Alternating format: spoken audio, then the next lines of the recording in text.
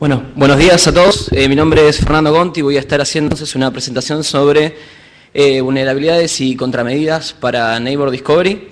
La idea es básicamente no por ahí hacer una revisión teórica, que hasta en muchos casos lo pueden encontrar incluso en RFCs, sino básicamente la idea es contar algunas pruebas que hemos hecho nosotros con sistemas reales. Básicamente las pruebas no fueron en sí lo que a veces se conoce como fusing, que es básicamente probar paquetes con todas las combinaciones posibles, sino básicamente fue un análisis de qué podría pasar si pusiéramos valores específicos, valores seleccionados cuidadosamente en distintos campos u opciones de este protocolo.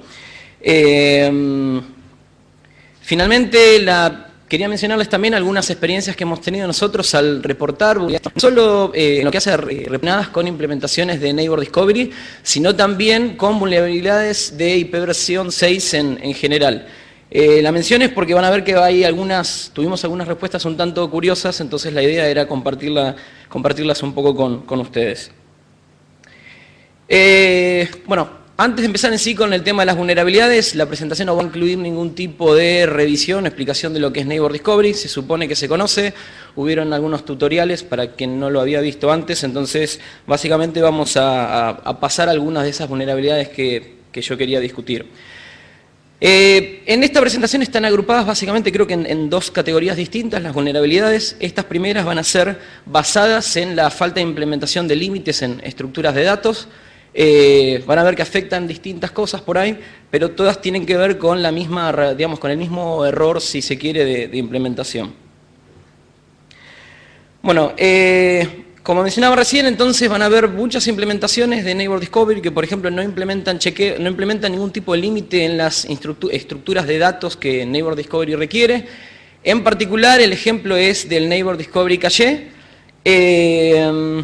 Algunas de estas vulnerabilidades nosotros estuvimos trabajando desde hace un poco más de un año atrás. En muchos casos no hubo suerte para que se parchen esas vulnerabilidades. Supongo que hubo falta de interés en algunos casos, o por ahí estaban los tiempos apretados con otras cosas. La primera de estas vulnerabilidades, que de vuelta es simplemente elegí algunas, hay muchísimas otras cosas dando vuelta, pero la idea era que tuvieran una idea de algunas cosas que encontramos. La primera tiene que ver con lo que es rebalsar de alguna manera tablas que tienen internas los sistemas operativos para la configuración de interfaces, ¿bien? Si recuerdan ustedes lo que es el mecanismo de autoconfiguración, la idea es básicamente que cuando conectan un sistema a la red, ese sistema envía un router solicitation y recibe en router información de configuración. Entre otras, se supone que se reciben prefijos para autoconfiguración y dicha información se utiliza, por ejemplo, para configurar una dirección IPv6 en el sistema en cuestión. Bueno, algo que encontramos es que, por ejemplo, hay muchas implementaciones de que no imponen límites en la cantidad de direcciones que configuran, ¿bien? Obviamente en un caso legítimo, en un caso, sin ningún atacante en la red, lo usual sería que recibieran un par de prefijos, entonces configurarán 2 o 3 direcciones máximo. Sin embargo, si un atacante estuviera falsificando estos mensajes, estos sistemas simplemente configuran una dirección por cada prefijo que recibe, ¿bien? Básicamente la idea es de que un atacante podría enviar una cantidad enorme de paquetes RA y lo que se causa es de que el sistema configure tantas direcciones IPv6 por cantidad de prefijos que recibieron. Entonces es posible, por ejemplo, hacer que un sistema configure, no sé, 1 millón de direcciones IPv6, lo cual obviamente en determinado punto termina causando que se termine la cantidad de memoria de kernel disponible y el sistema en algunos casos crashea, quiere decir que se cuelga. Y en otros casos directamente se vuelve inestable. Quiere decir de que mientras, por ejemplo, que se está realizando el ataque, el sistema no lo pueden usar para nada. ¿Bien? Hay varias maneras, varios detalles detrás de este ataque en particular. Por ejemplo, de acuerdo a cómo se tienen algunas opciones en estos mensajes, lo que pueden hacer es que desborde la tabla de interfaces. En otros casos pueden hacer que desborde una estructura interna que se llama Destination Cache. Pero la idea es básicamente la misma, o sea, no imponer límites en la cantidad de direcciones que se configuran. Otra de las vulnerabilidades que encontramos, y esta en cierta medida se ha discutido en algunos en algunos círculos, pero con una explotación un tanto diferente, es la siguiente. Básicamente, cuando ustedes tienen un sistema conectado en una red local y se recibe un mensaje de tipo Neighbor Solicitation, se incluye en el Neighbor Cache una entrada para esa solicitud que se recibió. Bien, la idea es tener una entrada en el Neighbor Cache para poder justamente enviar la respuesta a esa solicitud que se recibió. El problema acá es de que lo que puede hacer un atacante justamente es básicamente inundar con peticiones NS al sistema víctima, es decir, cualquier sistema que esté en la red local. Y como para cada uno de esos mensajes de tipo NS se cree una entrada en el Neighbor Cache, lo que sucede es que eventualmente esa tabla crece sin ningún tipo de límite y se puede terminar la memoria del kernel completa. En casos como algunos sistemas con los que hemos probado, básicamente se genera un kernel panic y el sistema se reinicia eventualmente, pero obviamente el atacante podría repetir esta operación. Bien, otro grupo de vulnerabilidades que yo les mencionaba eran basadas en la falta de chequeos de validación. O sea, en este caso, en esta categoría anterior, la idea es en general de que, digamos, siempre que uno hace algún tipo de programa, en este caso aplicado a una implementación de un protocolo de comunicaciones, siempre impone límites. Después es discutible cuál es el límite o cuál es el valor a imponer, pero la idea es siempre imponer límites. Estas otras que yo voy a mencionar ahora son una categoría un tanto distinta y básicamente consiste en que diversas implementaciones fallan en aplicar chequeos de validación en los contenidos que tienen estos mensajes. Bien. Bueno, el primero, que fue bastante curioso, fue probado en algunos sistemas, es un bucle de reenvío, o sea, si se quiere, en un router. Y la manera de realizarlo de alguna manera es de que cuando ustedes tienen un router que desea enviar un paquete a lo que es la red local, es decir, se supone que hay un paquete que viene desde la red pública, es decir, desde el exterior y va a enviarlo a la red local, lo que hace el atacante es falsificar el Neighbor Advertisement y decirle al router que la MAC address de la IP a la cual quiere llegar es la propia MAC del router.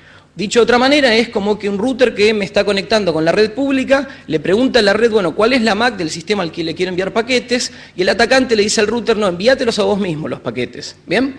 Lo que sucede en ese caso es de que el router justamente envía en ese segmento de red el paquete con su propia MAC.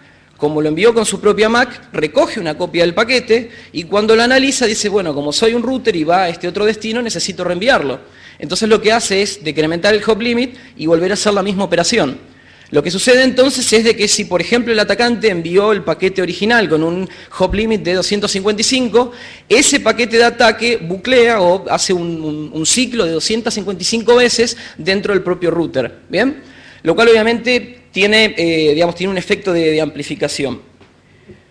Otro más relacionado también con lo que sería falta de validación en lo que hace a los valores que se incluyen en las opciones de Source Link Layer o Target Link Layer Address, es de este ataque que podría realizar un atacante si deseara, por ejemplo, snifear o capturar tráfico en una red conmutada. Todos deben saber, aplicado el caso de IPv4, que en una red conmutada se hace un poco más complicado lo que es captura de información, por la propia razón de ser de una red conmutada que solo se envía el tráfico al destino que corresponde. Bueno, si un atacante quisiera, por ejemplo, capturar tráfico en una red IPv6, lo que puede hacer es falsificar los mensajes de Neighbor Advertisement y ahora anuncia como dirección MAC de la víctima la dirección de Broadcast Ethernet. O sea, lamentablemente, muchas o todas las implementaciones que yo he probado no hacen la validación correspondiente, es decir, no se dan cuenta que se está mapeando una dirección unicast a una dirección link layer que es broadcast, entonces lo que hacen es enviar los paquetes de manera broadcast y el atacante entonces puede recibir una copia de todo lo que la víctima estaría esperando resolver. Fíjense que este es un ataque un poco más elegante de lo que nosotros hacíamos en IPv4 para snifear tráfico en una red conmutada. En B4 lo que se hace es básicamente rebalsar la tabla del switch para que se terminen enviando de manera broadcast y acá se puede hacer de manera más elegante. Como contramedidas para lo que es operativas, para lo que es este tipo de ataques, una es desplegar Zen. Hay mucho, hemos discutido mucho incluso en tutoriales y demás, que Zen es complicado de desplegar. Otra opción es lo que es monitoreo o intentar filtrar el tráfico de Neighbor Discovery en lo que sería capa de enlace. Esto es complicado debido a que los paquetes Neighbor Discovery se pueden fragmentar, pueden contener opciones y demás. Utilizar entradas estáticas en el Neighbor Cache, lo cual es inaplicable en muchísimos casos porque no es una solución que no escala, obviamente. Y el otro es restringir el acceso a la red, que básicamente la idea es particionar la red de manera de limitar cuál es el daño que el atacante puede ocasionar. La situación en principio no es tan diferente a lo que es en V4. Hoy por hoy es un poco peor, pero hay determinadas cosas que se pueden hacer como para poder básicamente emparejar la situación entre IP versión 4 y IP versión 6. Para lo que es fabricantes contramedidas, bueno, la primera es obvia, utilizar buenas prácticas de implementación, o sea, es obvio que se tienen que implementar límites en estructura de datos, hacer chequeos de validación, etcétera. Y la última, responder de manera responsable ante el reporte de vulnerabilidades. Que quiere decir, bueno, si algo de eso no lo hicieron, cuando se les reporta alguna vulnerabilidad, responder de manera acorde. Y como comentario muy breve, que es lo que mencionaba antes, algunos comentarios o experiencias reportando vulnerabilidades a algunos fabricantes. Yo no voy a mencionar ni ejemplos particulares de fabricantes ni vulnerabilidades, sino que la idea es el concepto o el tipo de respuesta que se obtuvo. Fue en caso de un fabricante de sistemas operativos de escritorios, así se quiere, desktop. La idea fue básicamente de que reportamos no estas olas de Neighbor Discovery, sino que algunas otras, y el argumento del fabricante era que no tenía ningún tipo de apuro. A mi criterio, obviamente, estoy en desacuerdo con esa política, porque básicamente implica que si un fabricante no parchea este tipo de vulnerabilidad, quiere decir que en una red como esta, en el cual por ahí hay 200 o más usuarios compartiendo la red, básicamente le están permitiendo a cualquiera de los 200 sistemas hacerle un ataque de denegación de servicio. Y denegación de servicio en ese caso me refiero simplemente a hacer que el equipo de ustedes se cuelgue. Es decir, si están trabajando en algo ahora, alguien puede realizar un ataque y el equipo se les cuelgue y ni siquiera pudieron salvarlo. Otro de los casos que es un sistema operativo de software libre, que esta fue una respuesta como la discusión siguió, pero me sorprendió a mí la respuesta que obtuve cuando reporté esto, era que básicamente no les importaba porque nadie lo estaba usando, IP versión 6. Yo, digamos, de alguna manera discutí ese argumento, pero de todas maneras lo menciono porque es bastante curiosa, si así se quiere, la respuesta.